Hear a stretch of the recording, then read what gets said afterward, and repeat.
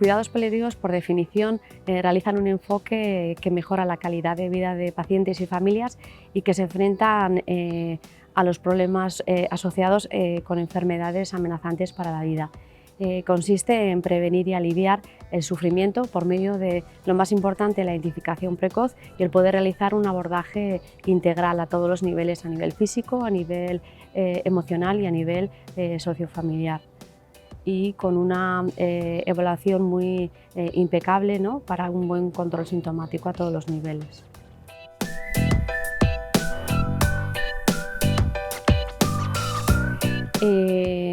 Generalmente ante una enfermedad en la cual ya no va a haber curación y la enfermedad pasa a ser crónica y esta no va a remitir. ¿Qué es lo importante en el enfoque paliativo? Que realmente haya una identificación temprana en estos pacientes en los que se detecta que hay necesidades paliativas y que nos permita realizar un abordaje integral a todos los niveles, ¿no?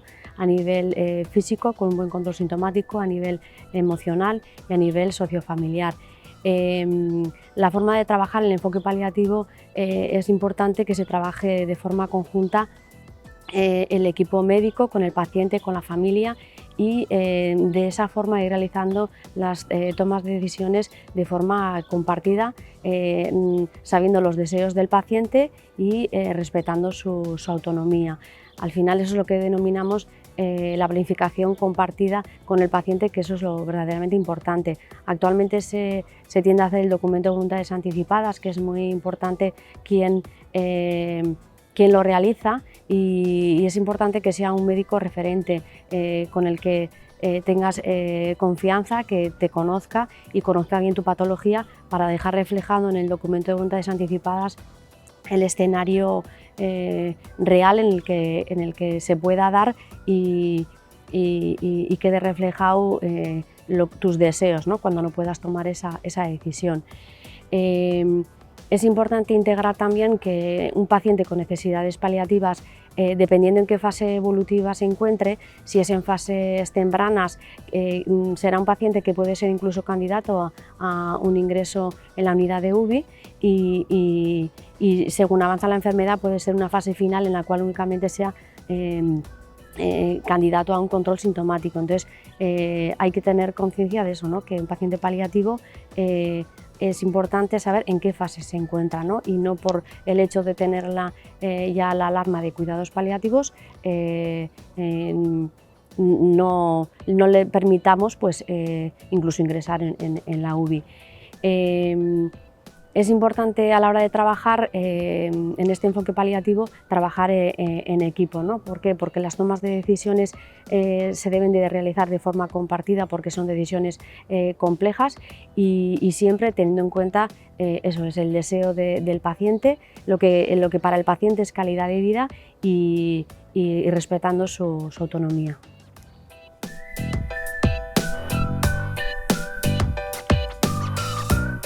Cuando hablamos de clasificación del paciente paliativo, el paciente paliativo es tanto un paciente paliativo oncológico como no oncológico, ¿no?, que es el que denominamos patología de órgano.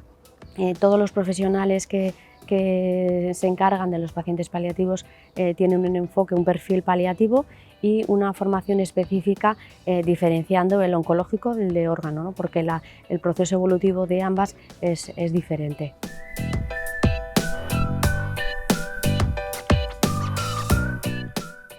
En el paciente paliativo, principalmente en primera línea de atención se encargan los médicos del equipo de atención primaria y cuando estos necesitan disponemos del recurso de hospitalización a domicilio. Es importante que se sepa que para poder atender en el domicilio es necesario que exista un cuidador principal y que haya una buena cobertura de apoyo y que realmente el proceso no es complicado, o sea, la familia lo puede realizar. Lo difícil es la afectación emocional, ¿no?, de saber de lo que estamos hablando, ¿no?, de si es el momento de la situación final, ¿no?, de la pérdida del familiar. Cuando el paciente necesita un ingreso hospitalario, si no necesita pasar por urgencias, se intenta que este sea de forma programada y que se realice desde la cama del paciente a la cama del hospital, que sea un ingreso directo. Y por otro lado, cuando el pronóstico de vida es más largo y hay una problemática social, el paciente también puede ingresar en un recurso, ¿no?, en un sociosanitario.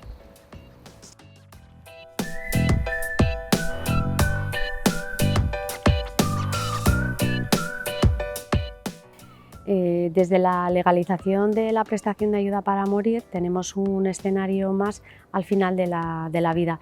Eso significa que los profesionales tenemos que tener claro los conceptos que se producen al final de la vida para poder explicar al paciente y la familia. Entre los conceptos que tenemos que explicar es el derecho al rechazo al tratamiento. Es el derecho que tiene todo paciente a rechazar un tratamiento, que es importante saber que el paciente es capaz de tomar esa decisión.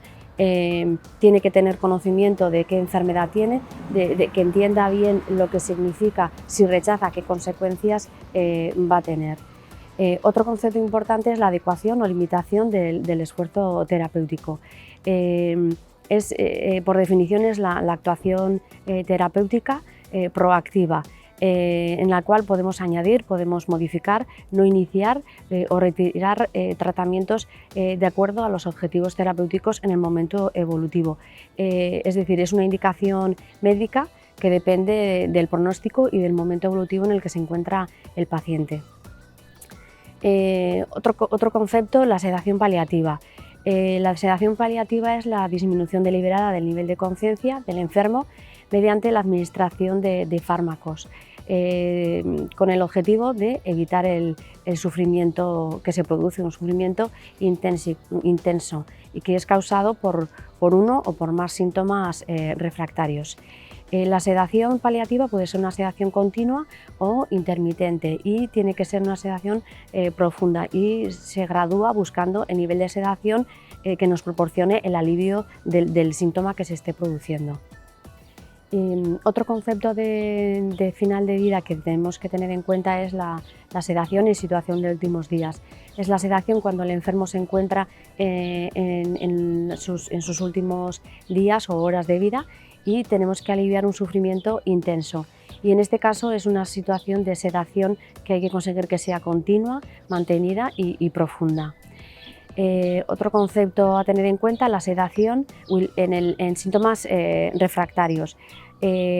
Es aquella sedación en la cual no se puede controlar con tratamientos disponibles aplicados por médicos expertos en un tiempo razonable, que requiere la disminución de la conciencia y el síntoma refractario la mayoría de las veces suele ser un síntoma físico, pero no nos tenemos que olvidar que puede existir un síntoma refractario emocional y también es indicación de una sedación paliativa, de una sedación en síntoma refractario. Y por último, el concepto de eutanasia, ¿no?, que es la novedad después de la legalización. Etiológicamente, eutanasia significa buena muerte y se puede definir como el acto deliberativo que da lugar al fin de la vida y que el objetivo también es el evitar el sufrimiento, ¿no?, pero lo que quieres es provocar la muerte. Se debe explicar que el proceso de eutanasia es un proceso que requiere unos tiempos, que no es yo solicito y al día siguiente tiene lugar, sino que hay que explicar que es un proceso que dura de 6 a 8 semanas y que requiere de unos trámites. Hace falta que exista la valoración y quien lleva el proceso, que es el médico responsable, que exista un médico consultor y por último la comisión de garantía y evaluación, que es quien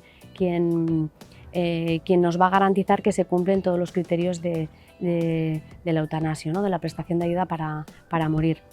Es fundamental, aparte de tener conocimiento de estos conceptos para poder explicar al paciente y a la familia, realmente nos obliga a nivel de cuidados paliativos que debemos de ofertar unos cuidados paliativos muy buenos y en condiciones que tenemos que asegurar que la solicitud de prestación de ayuda para morir no sea secundaria a un déficit de los cuidados, ¿no?, de los cuidados paliativos, de atención paliativa.